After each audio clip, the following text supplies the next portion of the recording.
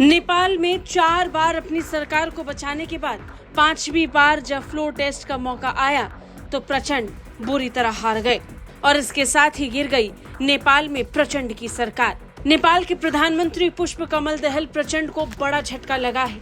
प्रचंड संसद में विश्वास मत हार गए हैं। 19 महीने सत्ता में रहने के बाद 4 बार अग्नि परीक्षा देने के बाद 5वीं बार जब फ्लोर टेस्ट का मौका आया तो उसमें वो बुरी तरह हार गए। पूर्व प्रधानमंत्री केपी शर्मा ओली के समर्थन से सरकार बनाने वाले प्रचंड विश्वास मत हार चुके हैं और इसी के साथ अब केपी शर्मा ओली ने नई सरकार बनाने को लेकर दावा भी पेश कर दिया है। यानी अगले प्रधानमंत्री केपी शर्मा ओली हो सकते हैं। केपी शर्मा ओली अगर फ्लोर टेस्ट को पास कर लेते हैं तो नेपाल में नई सरकार के नए प्रधानमंत्री एक बार फिर से केपी शर्मा ओली होंगे। सीपीएन यूएमएल द्वारा प्रचंड की सरकार से समर्थन वापस लेने के बाद उनको विश्वास मत हासिल करने के लिए मजबूर होना पड़ा था। नेपाल के पूर्व प्रधानमंत्री केपी शर्मा ओली ने नई सरकार बनाने का दावा भी पेश कर दिया है।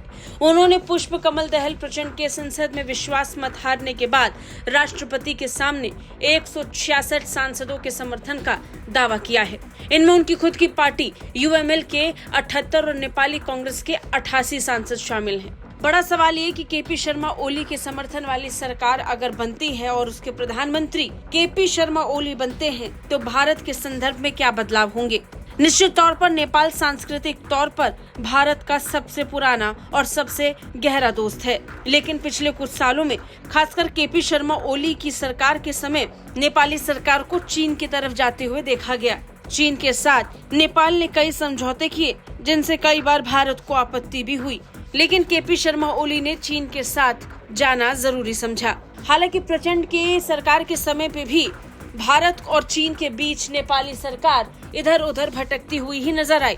कई बार तो संसद में नेपाल के प्रधानमंत्री प्रचंड को सवालों का सामना भी करना पड़ा। कंफ्यूज सरकार के कारण अस्थिरता की स्थिति लगातार बरकरार रही। नेपाल और चीन में दो तरह की बात करने पर नेपाल सरकार को काफी घेरा गया। कई स्थानीय और आंतरिक मुद्दे भी हैं जिनके कारण भी अविश्वास की स्थिति पैदा हुई। केपी शर्मा ओली अब तक पुष्प कमल दहल प्रचंड की कम्युनिस्ट पार्टी ऑफ नेपाल के साथ गठबंधन में सरकार का हिस्सा थे। मार्च महीने में ही उन्होंने प्रचंड को समर्थन दिया था और अब समर्थन खींचकर उन्होंने प्रचंड की सरकार को गिरा दिया और फ्लोर टेस्ट में प्रचंड बुरी तरह हार गए। ब्यूरो रिपोर्ट, भारत तक।